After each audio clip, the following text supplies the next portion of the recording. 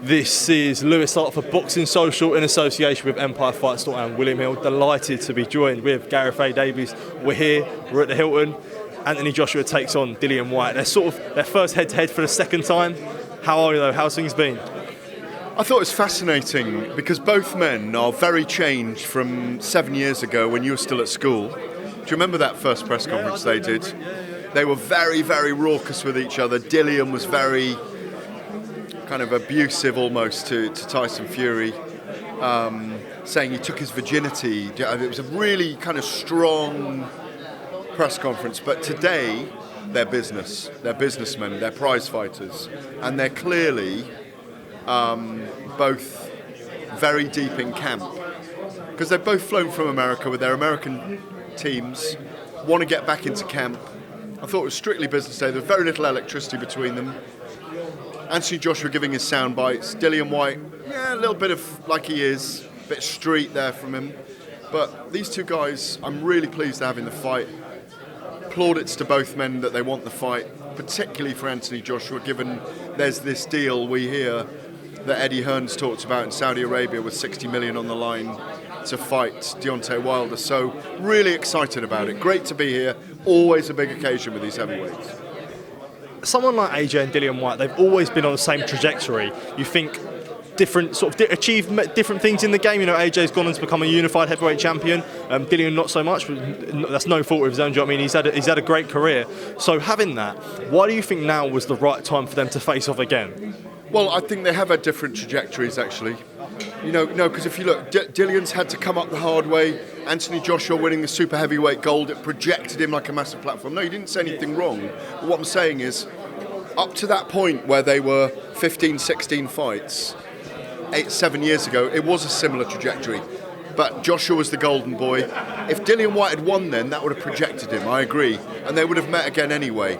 I think for Anthony Joshua, for some reason, Dillian Whyte is unfinished business for him because of that loss in the amateurs. And it's always a fight that could have happened twice anyway. Dillian waited for that WBC title with Deontay Wilder for years and years, then had to wait for another 2.5 years while Tyson Fury fought Deontay Wilder. In the end, he fought Tyson Fury and wasn't his best performance.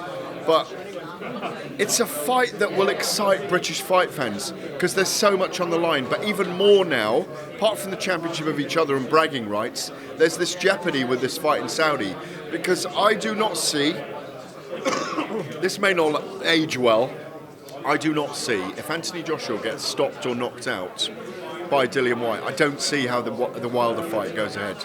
I just don't, it's not viable, it doesn't make logical sense. And, having said that, you hear win, lose or draw, he's going to have the fight anyway, but it depends how he wins, loses or draws.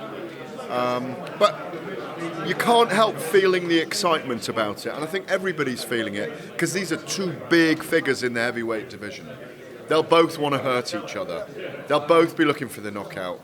It was very exciting the first time around. Dillian was the first person to rock Joshua to his boots in his pro career. They've both got a big following. They're both London, north and south of the river.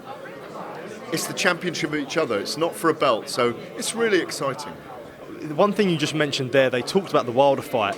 Do you think this must be a big risk for AJ to take this fight where he could have just sort of sat out, waited after Franklin, then sort of fought Wilder in December? So how big do you think this is a risk for AJ to fight Dillian Whyte, who's a very, very live in the fight? It's a huge risk for Anthony Joshua to take the Dillian Whyte fight, but that's why we applaud him right now.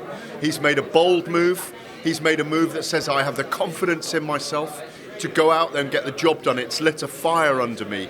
We've seen it today. He's all business talk. But you do have to applaud him for taking the fight. Dillian is a very credible, very dangerous opponent for Anthony Joshua, who's beaten him once, remember, in the amateurs. And, as I say, pushed him and tested him in that first fight just over 7 years ago. Well, where we see things moving in the heavyweight division, we see this on August the 12th. We see Joyce versus Yang 2. But we also We also then see potentially of Tyson Fury versus Francis Ngannou. That is a sort of fight for you. I know you dabble in a bit of MMA, you're a bit of an MMA fan, but is this the right fight at the right time, would you say? What for?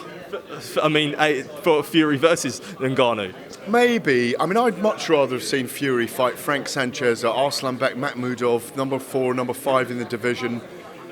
But we don't control what the WBC allow Tyson Fury and Mauricio Sulaiman allow Tyson Fury to do with the WBC belts. You know, he doesn't have to face a mandatory right now, and they made the mandatory the winner of Wilder and Ruiz. Maybe that gave him an out.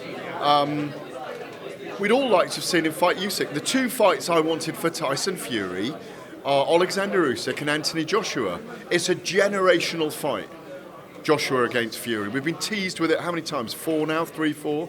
I don't know if that fight will ever happen anymore. We want to see Fury against Usyk for the undisputed title. We could have had that a couple of times, we haven't had it. So it's not satisfactory, but it's what happens in the heavyweight division at times when it becomes a business more than a sport. And at the moment, it's just crawling back to the awakened giants in the division. Look, we've got this fight, August the 12th. We've got Dubois challenging Alexander Usyk for 3 of the belts 2 weeks later in Poland. We've got Joe Joyce and Zhilei Zhang going in at a second time on September the 23rd. Who knows whether we get an announcement next week for Tyson Fury and Francis Ngannou, if it is Ngannou. We'll have to live with it for now, if it is him. But we all know the heavyweight fights we want. It's not going to be a defence of the WBC title. And, you know, Ngannou wanted that fight. The problem is, it's going to be a very one-sided affair in my view, because Ngannou is an MMA fighter. And as the point's been made several times, Mick Hennessy made this point to me the other day, if you do it in the boxing ring, maybe you should go back to the cage to do a second fight as well, if you cross over with MMA and boxing. Jimmy Manu was right there, the former UFC light heavyweight. If they do a boxing match, they should do an MMA match. Jimmy's just been calling out Derek Chisora to me, by the way. Yeah? I listen, why can't we put Derek Chisora against Jimmy on one of these cards? Jimmy's not going to back down from it. Jimmy beats, let me just say now, Jimmy Manua beats Chisora. Do you think that the WBC need to be a bit more firm and they need to do more? They always need to do more. But this is the Wild West. This is how Fury is the biggest draw outside Anthony Joshua in the heavyweight division. He's the biggest draw. So they are going to favour him. They favour him as a champion. They think he's amazing. He is amazing. But we need activity. And we need activity of the right type. I just hope that if Frank Warren is accurate, we will see Tyson Fury and Alexander Usyk early next year. Well, unless his guy Daniel Dubois beats Usyk out in Poland, which he also thinks as well. But I think it's a very tough fight for Daniel. Last one from me. What are we expecting on Fight Club tomorrow? We've got Ben Shalom joining us in studio. Lucy Wildheart put up a fantastic late showing. She was a late showing for Michaela Mayer recently, who's got some great announcements coming up. And we've got a guy called Dave Harris on the Zoom from the Boxers Charitable Trust, talking about there's 100 boxers, former pro boxers in the UK, that need help. And I think it's a very important point, and it's an issue we must never overlook. But looking forward to having Ben Shalom. Send all your questions for Ben Shalom tomorrow. I will ask him everything. Gareth, thank you for your time. Always appreciate it. See you in a bit. See you later.